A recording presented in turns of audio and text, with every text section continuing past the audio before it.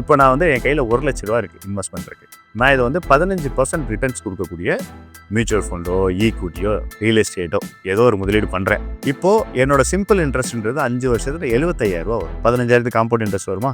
அந்த காம்பவுண்ட் இன்ட்ரெஸ்ட்டை சேர்த்தோம் அப்படின்னா என்னோட இன்ட்ரெஸ்ட் போர்ஷன் மட்டும் கிட்டத்தட்ட ரூ. 1,00,000 இருக்கும். அப்போ ரூ. 1,00,000 முதலீடு 5 வருஷத்துல ரூ. 100,000 சேர்ந்துச்சுன்னா ரூ. 2,00,000 ஆயிடும். 5 இயர்ஸில் டபுள் ஆகுதா? இப்போ இந்த 5வது வருஷத்துக்கு அப்புறம் நான் திருப்பி அந்த பணத்தை எடுக்காமல் விட்டுடுறேன். இன்னொரு 5 வருஷத்துக்குனா எவ்வளோ வரும்? 4,00,000 இருக்கும். அப்போ டோட்டல் 10 இயர்ஸில் என்னோட 1 lakh will become 4 lakh. எவ்வளோ % ப்ராஃபிட்? 300% ப்ராஃபிட். ஒரு வருஷத்துக்கு நீங்கள் எடுத்துட்டீங்கன்னா 15% சிம்பிள் இன்ட்ரெஸ்ட்டில் கால்குலேட் ஆகும். இப்போ மாசம் ஒருத்தரால இந்த கிக் ஒர்க்கரால ஒரு 5,000 6,000 சேமிக்க முடியுது அப்படின்னா அதை அவர் எப்படிலாம் ப்ராப்பரா இன்வெஸ்ட் பண்ணலாம் சார்? இன்வெஸ்ட்மெண்ட்ஸில் வந்து தம் ரூல் வந்து 3 இருக்குது. நான் என்ன அமௌண்ட் இன்வெஸ்ட் பண்ண போகிறேன், அந்த இன்வெஸ்ட் பண்ணதில் என்ன ரிட்டர்ன்ஸ் வரப்போகுது, அதே மாதிரி இது எவ்வளோ டூரேஷன் வரைக்கும் நான் இன்வெஸ்ட் பண்ண போகிறேன். சரிங்களா? இப்போது ஃபஸ்ட்டு சொன்ன 2 விஷயத்தை காட்டணும். இந்த 3வது விஷயம் சொன்னேன் பார்த்தீங்களா, it's very very very very important. ஏன்னா டைம் தான் காம்பவுண்டிங் எஃபெக்ட் கொடுக்குமே தவிர மணியும் இன்ட்ரெஸ்ட் ரேட்டும் கொடுக்காது. ரைட்டா? ஒரு சின்ன உதாரணம் சொல்லட்டுமா? இப்போ நான் வந்து என் கையில் ரூ. 1,00,000 இருக்குது இன்வெஸ்ட்மெண்ட் இருக்குது. நான் இதை வந்து 15% ரிட்டர்ன்ஸ் கொடுக்கக்கூடிய மியூச்சுவல் ஃபண்டோ, ஈக்விட்டியோ, ரியல் எஸ்டேட்டோ ஏதோ ஒரு முதலீடு பண்ணுறேன். ரைட்? இப்போது என்னோட சிம்பிள் இன்ட்ரெஸ்ட்ன்றது 5 வருஷத்துல ரூ. 75,000 வரும். சரிங்களா? காம்பவுண்ட் இன்ட்ரெஸ்ட் வருமா? ஒவ்வொரு வருஷமும் 15,000 காம்பவுண்ட் இன்ட்ரெஸ்ட் வருமா? அந்த காம்பவுண்ட் இன்ட்ரெஸ்ட்டை சேர்த்தோம் அப்படின்னா என்னோட இன்ட்ரெஸ்ட் போர்ஷன் மட்டும் கிட்டத்தட்ட ரூ. 1,00,000 இருக்கும். அப்போ ரூ. 1,00,000 முதலீடு 5 வருஷத்துல ரூ. 100,000 சேர்ந்துச்சுன்னா ரூ. 2,00,000 ஆயிடும். 5 இயர்ஸில் டபுள் ஆகுதா? இப்போ இந்த 5வது வருஷத்துக்கு அப்புறம் நான் திருப்பி அந்த பணத்தை எடுக்காமல் விட்டுடுறேன். இன்னொரு 5 வருஷத்துக்குனா எவ்வளோ வரும்? 4,00,000 இருக்கும். அப்போ டோட்டல் 10 இயர்ஸில் என்னோட 1 lakh will become 4 lakh. எவ்வளோ % ப்ராஃபிட்? 300% ப்ராஃபிட். ஒரு வருஷத்துக்கு நீங்கள் எடுத்துட்டிங்கன்னா 15% சிம்பிள் இன்ட்ரெஸ்ட்டில் கால்குலேட் ஆகும். இந்த தம் ரூல் புரிஞ்சுல? இப்போது யாரெல்லாம் வந்து இன்னும் அன்ஸ்கில்டு இருக்காங்க, என்னால் இன்கம் ஸ்கேல பண்ண முடியாது அப்படிலாம் இருக்கிறவங்க ஃபீல் பண்ண வேண்டிய அவசியம் கிடையாது. அங்கேயே அதே தான் சொல்கிறேன். விரலுக்கு ஏற்ற மாதிரி தான் வீக்கும். கரெக்டாக? நம்ம வாங்குகிற சம்பளத்துக்கு தகுந்த மாதிரி தான் நம்மளோட வாழ்க்கை வரிமுறை இருக்கணும். அப்படி இருக்கும் பட்சத்தில் என்னோட சம்பளத்தில் சரி நான் வந்து 20,000 சம்பளம் வாங்குறேன் அப்படின்னா ஒரு 20% அதிகபட்சம் முடிஞ்சா ஒரு 5,000 நான் வந்து கண்டினியூவாக நான் வந்து ஒரு 20 இயர்ஸ் 25 இயர்ஸை நான் சேமிப்பு பண்ணேன் அப்படின்னா 15 இயர்ஸ் காலகட்டத்தில் என்னோட என்ன சேலரி எனக்கு வந்துச்சோ அந்த சேலரி இன்ஃப்ளேஷனை சேர்த்து என்ன தொகை வருதோ அந்த தொகையை நான் சேர்த்து வச்ச தொகையிலேருந்து டிவிடெண்டாவோ இன்ட்ரெஸ்டாவோ ரிசீவ் பண்ணிக்கிறோம். கரெக்டா? தென் வந்து இன்னொரு சைக்காலஜிக்கலாக சொல்கிறேன். எனக்கு வந்து 25 வயசு 30 வயசு இருக்கும்போது என்னோட செலவு ஜாஸ்தி இருக்கும். சரியா? செலவு ஜாஸ்தி. எந்த மாதிரி செலவு இருக்கும்னா, நான் ஒரு பைக் வாங்கணும், பேசிக்கான விஷயம் சொல்கிறேன். நான் வந்து வருஷத்துக்கு ஒரு வாட்டி ஃப்ரெண்ட்ஸோட டூர் போகணும், இல்லாட்டி நான் வந்து வார வாரம் ஒரு ஹோட்டலுக்கு போகணும், படத்துக்கு போகணும். இந்த மாதிரி பல என்டர்டெயின்மெண்ட்டான விஷயம், பல லைஃப் எக்ஸ்பீரியன்ஸ் பண்ணுற விஷயங்கள்லாம் வந்து இருக்கும். ஒரு 25லேருந்து 35 வயசு வரைக்கும். இதே இது ஒரு 55 வயசில் அதில் தேவைப்படாது. நம்ம அந்த நாட்டமே போயிருக்கும். ஒரு 45 வயசுக்கு மேலே போயிட்டாலே ஓகே லைஃப் இப்படி தான் அப்படின்ற மாதிரி ஒரு நாட்டம் போயிருக்கும். அப்போ அந்த இடத்துல செலவு குறையும். என்ன செலவு இன்க்ரீஸ் ஆகிறது வாய்ப்பு இருக்குன்னா, மெடிசன் செலவு இன்க்ரீஸ் ஆக வாய்ப்பு இருக்குது. நம்மளோட தேவைகள் லிமிட்டடாக இருக்கிறதுனால நம்ம பெரிய பங்களா வீட்டில் இருக்கணும்னு ஆசைப்பட மாட்டோம். ஒரு சிங்கிள் ரூமில் இருந்தாலும் ஹஸ்பண்ட் அண்ட் ஒய்ஃப் சந்தோஷமாக இருக்கணும்னு நினைப்போம். நோய் இல்லாத ஒரு வாழ்க்கை வாழணும்னு நினைப்போம். இப்போ இந்த டூரேஷனில் இப்போ யாரெல்லாம் யங்ஸ்டர் இருக்காங்க, ஸ்டில் என்னோட இன்கம் இவ்வளோ தாங்க, இதுக்கு மேலே என்னால் ஏற்ற முடியாது அப்படின்னு நினைக்கிறவங்க எல்லாருமே ஃபஸ்ட்டு விஷயம் தன்னோட ஹெல்த்தை நல்லா பார்த்துக்கணும். சரியா? நல்லா பார்த்துட்டு ஒரு 20% வந்து கண்ணை மூடிட்டு ஒரு நல்ல ஒரு மியூச்சுவல் ஃபண்ட்ஸ்லையோ இல்லை நல்ல ஒரு ஸ்கீம்ஸ்லையோ வந்து எதெல்லாம் 15% ரிட்டர்ன், நான் திருப்பி அதான் சொல்கிறேன் 15%, எதெல்லாம் லாங் டேர்ம் போகிறீங்களோ அது 15% ரிட்டர்ன்ஸ் இருக்கிற அசட் கிளாஸில் நம்ம ட்ராவல் பண்ணோம் அப்படின்னா லைஃப் வந்து சூப்பரான ரிட்டைர்மெண்ட் மெத்தடில் இருக்கும். கரெக்டாக? இந்த டூரேஷனில் நம்மளுக்கு பசங்கள் பிறப்பாங்க, அவங்களோட படிப்பு செலவு இருக்குது. இதெல்லாம் எனக்கு தெரிஞ்சு வந்து கவர்மெண்ட்டில் நிறைய ஸ்கீம்ஸ் இருக்குங்க. சரி, நான் ஒரு எய்டட் ஸ்கூலில் தான் படித்தேன். நான் எய்டட் ஸ்கூலில் படிக்கும்போது எனக்கு என்னோட ஃபீஸ் வந்து அந்த டைமில் ஒரு வருஷத்துக்கு 3,000 நினைக்கிறேன். 11th ஸ்டாண்டர்ட் 12th ஸ்டாண்டர்ட் படிக்கும்போது அதையுமே வந்து ஸ்காலர்ஷிப்பில் திருப்பி கொடுத்துட்டாங்க. இன்றைக்கி நிறைய ஸ்கூல்ஸ் இன்னும் எய்டட் ஸ்கூல்ஸ் இன்னும் ஃப்ரீயே ஆகிடுச்சு. இன்னும் நல்லா வந்து சொல்லிக் கொடுக்குற ஸ்கூல்ஸ்லாம் இருக்க தான் செய்கிறாங்க. அப்போது அதெல்லாம் கரெக்டாக ஐடென்டிஃபை பண்ணி எங்கெல்லாம் நம்ம வந்து தேவையில்லாத செலவுகளை மிச்சம் பண்ண முடியுமோ அங்கெல்லாம் மிச்சம் பண்ணோன்னா இந்த 20% இது சாத்தியம் தான். இந்த 20% 25 வருஷம் கொடுக்கலாம். இப்போது பணம் இருக்கிறவன் நிறைய பணம் கொடுத்து இன்வெஸ்ட் பண்ணலாம். பணம் இல்லாத என்ன செய்வான்? அவன் இருக்கிறது ஒன்றே என்ன? டைம். அந்த டயத்தை அழகாக கொடுக்கலாம். கொடுத்தோன்னா பணம் பெருசாக தேவையில்லை. இன்னும் சில பேருக்கு நிறைய கடன் இருக்கும். ஸோ அந்த கடனை நான் அடைக்கிறதுக்காகவே தான் பார்ட் டைமாக இந்த அவங்களோட வேலை போக இது ஸ்விக்கி மாதிரியான விஷயங்கள் ஓட்டுறதுலாம் இருப்பாங்க. ஸோ இந்த கடனுக்காகவே இந்த மாதிரியான ஒர்க்கில் பண்ணுறவங்களை எப்படி பார்க்குறீங்க? அதை அவங்க மீட் அவுட் பண்ண முடியுமா இதில்? சூப்பருங்க. இப்போது கடனில் யாராவது சிக்கியிருக்காங்கன்னா ஃபஸ்ட்டு அவங்க கவனிக்க வேண்டியது எவ்வளோ கடனோட அவுட்ஸ்டாண்டிங் இருக்குது, அமௌண்ட் எவ்வளோ இருக்குது, அதே மாதிரி அவங்க எவ்வளோ அதுக்கு இஎம்ஐ பே பண்ணுறாங்க, அதே மாதிரி லாஸ்ட் விஷயம் வந்து பார்த்தீங்கன்னா என்ன வட்டி விகிதத்தில் பே பண்ணுறாங்க. இப்போ ஃபஸ்ட்டு வந்து பார்த்தீங்கன்னா அவுட்ஸ்டாண்டிங் பிரின்சிபல் கம்மியாக இருக்கும் பட்சத்தில் ஏதாவது கோல்டு லோனோ இல்லாட்டி வேறு ஏதாவது எமர்ஜென்சி ஒர்க் பண்ணுற இடத்துல ஏதாவது எமர்ஜென்சி லோன்லாம் வந்து பார்த்தீங்கன்னா ஒர்க் பண்ணுற இடத்துல வட்டி இல்லாமல் கிடைக்கும்.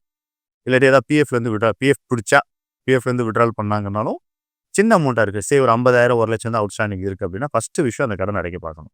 இல்லைங்க எனக்கு அவுட்ஸ்டாண்டிங் பிரின்சிபல் ஜாஸ்தியாக இருக்குது அப்படின்னா 2வது விஷயம் என்ன செய்யணும் அப்படின்னா அவங்களோட இஎம்ஐயை வந்து அந்த 30% கொண்டு வரணும். ஏன்னா நான் ஏற்கனவே சொன்னது மாதிரி பேங்க் என்பிஎஃப்சி எல்லாருமே வந்து 60லேருந்து 70% அவங்களோட டோட்டல் வருமானத்தை இஎம்ஐ டேப் பண்ணிடுவான். அப்போ இந்த இடத்துல என்ன செய்யணும்னா நம்ம டூரேஷன் இன்க்ரீஸ் பண்ணலாம். நீங்கள் நல்லா பார்த்தீங்கன்னா இந்த அன்செக்யூர் லோன்லாம் கொடுக்குறாங்கல்ல, அதாவது அடமானம் இல்லாத கடன் கொடுக்குறவங்க. 2வது வந்து பார்த்தீங்கன்னா அந்த மொபைல் எலக்ட்ரானிக் எதெல்லாம் தேய்மானம் ஜாஸ்தியாக இருக்கோ மொபைலு, 2 வீலர் இந்த மாதிரி லோன்ஸ்லாம் வந்து பார்த்தீங்கன்னா லாங்கர் டூரேஷன் தரவே மாட்டான். இதே இது ஹோம் லோன் பாருங்கள் 25 வருஷம் டூரேஷன் கொடுப்பான். இதே இது மொபைல் லோன் பாருங்கள் 8 மாதம் தான் கொடுப்பான். இதே இது வந்து நீங்கள் மொபைல் ஆப் மூலியமாக ஒரு அன்செக்யூர் லோன் வாங்க 6 மாதத்தில் கட்ட சொல்லுவான். அதிகபட்சம் பர்சனல் லோன்ன்றது 5 வருஷம் தான். இது என்ன நடக்கும் அப்படின்னா 70% வந்து நம்ம இஎம்ஐயை டேப் பண்ணிடுவாங்க. அதிக வட்டிக்கு கம்மியான டூரேஷனில் நம்மளுக்கு வசூல் பண்ணும்போது நம்மளுக்கு கட்டக்கூடிய இஎம்ஐ வந்து நம்மளுக்கு பெயின் தெரியாமல் கட்டிக்கிட்டே இருப்போம். நம்மளுக்கு வயசு கூடிக்கிட்டே இருக்கும். 20 வருஷம் பார்த்தீங்கன்னா வெறும் பிஎல் மட்டும் தான் கட்டியிருப்போம். அதனால தான் இந்த 2வது பாயிண்ட் என்ன சொல்கிறேன்னா அந்த இஎம்ஐயோட தொகையை வந்து எப்படி சின்னது பண்ண முடியும், லோன் க்ளோஸ் பண்ண முடியறதுக்கு வழி இல்லை அப்படின்னா நம்ம டூரேஷன் இன்க்ரீஸ் பண்ணலாம். டூரேஷன் இன்க்ரீஸ் பண்ணும்போது என்னன்னா ஒரு ப்ரீத்திங் பீரியட் கிடைக்கும் இல்லைங்களா. கடன்லேருந்து மீண்டு வர முடியாது, ஆனால் ப்ரீத்திங் பீரியட் கிடைக்கும். மிச்சம் இருக்கக்கூடிய 70% சிறு சேமிப்பு பண்ணலாம். இல்லை தற்காலிகமாக வேலை செய்கிறவங்கலாம் வந்து ஈக்விட்டி இன்வெஸ்ட்மெண்ட்லாம் பண்ணுறது அட்வைசபிள் கிடையாது. அப்போ அந்த இடத்துல வந்து ஏதாவது ஒரு எஃப்டிஸ் மாதிரி ஆர்டிஸ் மாதிரி இல்லாட்டி டெட் ஃபண்ட்ஸ் மாதிரி எல்லாம் கொஞ்சம் கொஞ்சமாக அக்குமுலேட் பண்ணி திருப்பி அந்த தொகையை எடுத்து பிரின்சிபல் அமௌண்ட்டில் கட்டணும் அப்படின்னா நம்ம ஏற்கனவே டூரேஷன் இன்க்ரீஸ் பண்ணியிருக்கோம் பார்த்தீங்களா, அந்த டூரேஷனை கம்மி பண்ணிட்டே வரலாம். அப்போ இதில் 2 பலன் நம்மளுக்கு கிடைக்குது. ஃபஸ்ட்டு பலன் என்ன கிடைக்குதுன்னா ப்ரீத்திங் பீரியட் கிடைக்குது இஎம்ஐ கம்மியானதுனால. இன்னொன்று வந்து சர்ப்ளஸ் மணியை நம்ம பெட்டரான தொகையை எடுத்து வச்சு திருப்பி பிரின்சிபலே டைரெக்டாக அடைக்கும் போது 5 வருஷம் இருக்கிற டூரேஷனும் 2 இயர்ஸ் 3 இயர்ஸ்க்கு கொண்டு வர முடியும். லாஸ்ட் விஷயம் வட்டி எங்கெல்லாம் அதிகமாக நம்ம பர்சன்டேஜ் ஜாஸ்தி வாங்கியிருக்கோமோ இந்த கன்வர்ஷன் பண்ணும்போது அதை நெகோஷியேட் பண்ணி அந்த இன்ட்ரெஸ்ட் ரேட்டை குறைக்கணும். குறைச்சாலும் இஎம்ஐ குறையும், இல்லாட்டி அவுட்ஸ்டாண்டிங் இருக்கக்கூடிய டூரேஷன் குறையும். இப்படி குறைச்சாங்க அப்படின்னா ஈஸியாக கடனை வந்து கண்ட்ரோலில் கொண்டு வரலாம். இப்போ ஒரு சிலர் நிறைய இடங்கள்ல லோன் வாங்கியிருப்பாங்க. நீங்க சொன்ன மாதிரியே ஒவ்வொன்றுத்துக்கும் ஒவ்வொரு மாதிரி வட்டி இருக்கும். அப்படி நான் அடைக்கணும் அப்படின்னு நினைக்கும்போது அதிகமான வட்டி உள்ளதை முதல்ல க்ளோஸ் பண்ணிட்டு வரணுமா, இல்லை குறைவான வட்டி இருக்கிறத முதல்ல க்ளோஸ் பண்ணிட்டு வரணுமா? ஃபஸ்ட்டு விஷயம் என்னன்னா அதிகமான வட்டி இருக்கிறத ஃபஸ்ட்டு கான்சன்ட்ரேட் பண்ணணும்.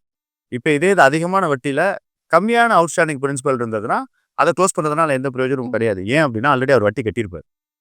ஒரு லோனில் வந்து பார்த்தீங்கன்னா 3 வருஷம் டூரேஷன் அப்படின்னு எடுத்துட்டோம்னா 36 மாதத்தில் அந்த பேங்க்கோ அந்த ஃபினான்ஸ் கம்பெனியோ நம்மள்கிட்ட வசூல் பண்ண வேண்டிய வட்டியில் 75% ஃபஸ்ட்டு இருக்கிற 18 மாதத்துலேயே வசூல் பண்ணிடுவாங்க.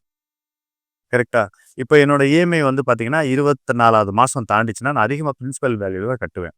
அந்த இடத்துல போய் நான் க்ளோஷர் கட்டுறேன் அப்படின்னா வட்டியும் அவ்வளோ பெருசாக இதாக இருக்காது. அதாவது வட்டியும் எனக்கு பெருசாக பெனிஃபிட் இருக்காது. இது போக அவுட்ஸ்டாண்டிங் பிரின்சிபலுக்கு ஒரு 4.5% ப்ரீ க்ளோஷர் சார்ஜஸ் போடுவாங்க.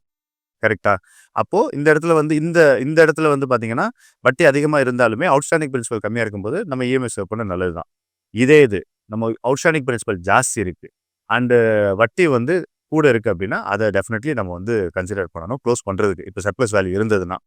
அப்படி சப்போஸ் சர்ப்ளஸ் வேல்யூ இல்லை அப்படின்னா வேறு எந்த பேங்க்கில் டேக் ஓவர் பண்ணலாம் அப்படின்றத பார்த்து டேக் ஓவர் பண்ணி அதோட இன்ட்ரெஸ்ட் ரேட் குறைக்கணும்.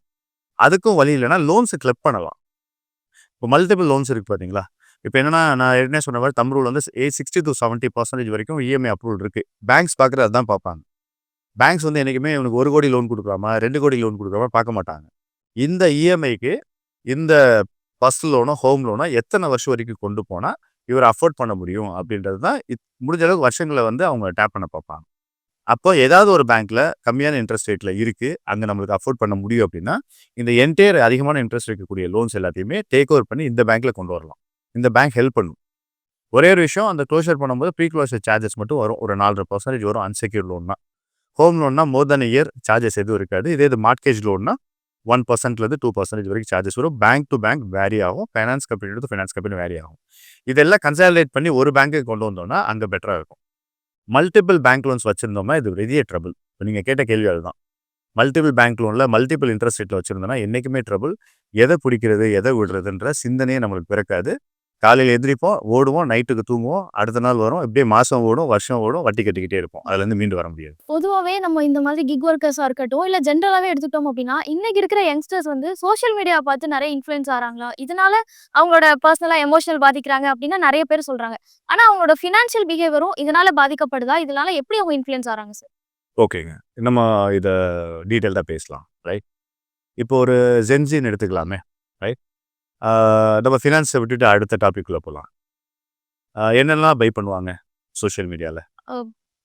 காஸ்மெட்டிக்ஸ் வாங்குவாங்க, ட்ரெஸ் வாங்குவாங்க, சன் கிளாஸஸ் இந்த மாதிரி என்னெல்லாம் தோணுதோ இதெல்லாம் ரேக்டப் இல்லையா? சரி. இதில் வந்து சில பிராண்டட் ப்ராடக்ட்ஸ், சில ப்ராடக்ட்ஸ் மீன்ஸ் மொபைல்லாம் எடுத்துக்கலாம். ஓகே. கரெக்டாக. இப்போ நீங்கள் வந்து மொபைல் வந்து நீங்கள் ஸ்டோரில் வாங்கினாலும் ஒரே மாதிரி தான் இருக்கும். அதே மாதிரி நீங்கள் ஆன்லைனில் பை பண்ணாலும் ஒரு ஸ்பெசிஃபிகேஷன் ஒரே மாதிரி தான் இருக்கும். 2 இடத்துலையும் மாறாது. இதே மாதிரி தான் ஃப்ரிட்ஜு, வாஷிங் மிஷின், டிவி இதெல்லாம் ப்ராடக்ட் வைஸ் வாங்குறது. நம்ம ட்ரெஸ் மெட்டீரியல்லாம் அதே மாதிரி தான் இருக்கா? இல்ல. இல்லை. ஆமா. இல்லை தானே? இல்ல. ரைட். காஸ்மெட்டிக் ப்ராடக்ட்டு அதாவது விலைக்கு தகுந்தது மாதிரி தான் பொருள் இருக்கு. ஆமா. கரெக்டா? இதில் நான் மீன் பண்ண வர்றது என்ன மீன் பண்ண வரேன்னா, அவங்க தப்பான ப்ராடக்ட் சப்ளை பண்ணலாம்னு சொல்ல வரல. நம்ம விலையை பார்த்து நிர்ணயம் பண்ணுவோம். ஆன்லைனே மோஸ்ட்லி போகிறோம், கன்வீனியன்ட்டுக்காண்டி போகிறோம். கரெக்டாக? நம்ம நிறைய இடத்துல போய் பார்த்து கம்பேரிசன் பண்ண முடியாதுன்னு போகிறோம். அப்போது நான் ஏற்கனவே ஃபஸ்ட்டு சொன்ன உதாரணப்படி இந்த ஹோம் அப்ளையன்சஸ்லேருந்து, எலக்ட்ரானிக் கேஜெட்ஸ்லேருந்து இதெல்லாம் நீங்கள் பை பண்ணுறீங்க அப்படின்னா, இது டெஃபினெட்லி ஆன்லைன் வந்து அட்வைசபிள் தான். ஓகே. ஆமாம், அட்வைசபிளாக ஃபெமிலியர் ப்ராடக்ட்ஸ் நீங்கள் வாங்கும்போது. இதே கஸ்டமைசேஷன் போகும்போது நீங்கள் ஸ்டோரில் போய் வாங்குறது தான் நல்லது. பட் வந்து இதை தாண்டி இருக்கக்கூடிய விஷயங்கள்லாம் வந்து பார்த்தீங்கன்னா 10 ப்ராடக்ட் வாங்கினா 2 தான் நமக்கு செட் ஆகும். 8 செட் ஆகாது. கரெக்டாக? அப்போ என்னன்னா இன்றைக்கி மார்க்கெட்டிங்கே இன்ஃப்ளூயன்சிங் மார்க்கெட்டிங் ஆகிப்போச்சு. டிஜிட்டலாக இன்ஃப்ளூயன்ஸ் பண்ணுறாங்க. ஒரு இன்ஃப்ளூயன்சர் வந்து நீங்கள் நிறைய யூடியூப் சேனல்ஸில் இதை பற்றி ட்ரோல் பண்ணதெல்லாம் பார்த்துருப்பீங்க. அதாவது என்னென்னா ஒரு பிரியாணி கடையில் போய் ஒரு இன்ஃப்ளூயன்சர் பண்ணி அந்த பிரியாணி கடை சூப்பராக இருக்குது, அது இருக்குது, இது இருக்குன்னு பேசிட்டு அவர் காசு வாங்கிட்டு போயிடுவார். நம்ம போய் அங்கே போய் சாப்பிட்டு பார்ப்போம், பிரியாணி நல்லாவே இருக்காது. ஆனால் என்னென்னா ஒன் டைம் நம்ம போய் சாப்பிட்டு எக்ஸ்பீரியன்ஸ் பண்ணியிருப்போம். கரெக்டாக? அப்போ அந்த இடத்துல என்னென்னா அந்த இன்ஃப்ளூயன்சர் சொன்னதுக்காண்டி போகிறோமே தவிர நம்ம டேஸ்ட்டுக்காண்டி அங்கே போகல. கரெக்டாக? இந்த மாதிரி ஒவ்வொரு ப்ராடக்ட் வைஸ் நீங்கள் எடுத்துட்டிங்கன்னா டிசிஷன் மாறிக்கிட்டே இருக்கும். இப்போ இதே இது வந்து ஃபினான்ஸில் அப்ளை பண்ணலாம். ஓகே. இப்போ மற்ற ப்ராடக்ட்லாம் வந்து நம்ம காஸ்ட் எஃபெக்டிவாக இருக்கணும்னா நம்ம வந்து இது சூஸ் பண்ணுறோம். ப்ராடக்டை சூஸ் பண்ணுறோம். ஃபினான்ஸுன்றது வந்து ப்ராடக்டே கிடையாது ஆக்சுவலாக. ஃபினான்ஸுன்றது மேனேஜ்மெண்ட்டு. கரெக்டாக? அப்போ பணம்ன்றது வந்து பார்த்தீங்கன்னா சின்னதாக டைவர்டை சொல்கிறேன் நான். இப்போ ஒரு ஃபேமிலியில் வந்து நான், என்னோட மனைவி, 2 குழந்தைங்க இருக்காங்க அப்படின்னா 4 பேர் கையிலையும் 10,000 கொடுக்குறோம். கொடுத்துட்டு அந்த 10,000 நீங்கள் செலவு பண்ணுங்கன்னு சொல்கிறோம் அப்படின்னா 4 பேரோட செலவு பண்ணுற பேட்டர்ன் மாறுமா? இப்போது இந்த 4 பேர்ட்டையுமே iPhone 16 கொடுக்குறோம். யூஸ் பண்ணுற பேட்டர்ன் மாறுமா? இல்ல. ஒரே மாதிரி தான் இருக்கும். ஏன்னா அந்த இடத்துல வந்து iPhone 16 காட்டி நாங்கள் 4 பேர் மாறிடுவோம். பணம் கையில் வரும்போது நாங்கள் அந்த பணத்துக்காண்டிலாம் மாற மாட்டோம். எங்களுக்காண்டி அந்த பணம் வேலை செய்ய ஆரம்பிச்சிடும். கரெக்டாக? என் பொண்ணு ஐஸ்கிரீம் வாங்கும், என் பையன் வந்து மேபி ஒரு KFCயில் போய் சாப்பிட்லாம், என் ஒய்ஃப் வந்து ஏதாவது கிராசரி மீன்ஸ் ஏதாவது ஒரு சாரீ பர்ச்சேஸ் பண்ணலாம், இல்லாட்டி ஒரு நல்ல ஒரு சலூனில் போய் ஸ்பா போயிட்டு வரலாம். இப்போ என்னை பொறுத்த வரைக்கும் நான் ஏதாவது முதலீடு பண்ணலாம், இல்லாட்டி நான் ஒரு காருக்கு செலவு பண்ணலாம். இந்த மாதிரி 4 பேரோட மெத்தட் மாறுதுங்களா? இந்த மாதிரி தான் மாறும்.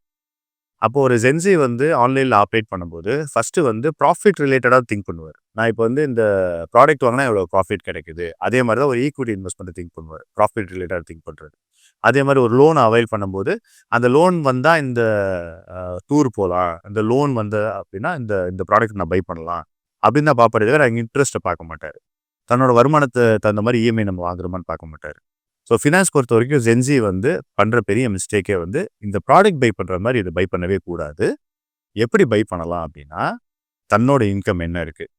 இப்போது ஃபார் எக்ஸாம்பிள் நான் எங்கள் அப்பா இன்கமில் தான் நான் வாங்குறேன் அப்படின்னா என்னோடய குடும்ப சூழ்நிலை எப்படி இருக்குது, இந்த செலவு பண்ணுறதுனால என் குடும்பம் மேனேஜ் பண்ணிட முடியுமா.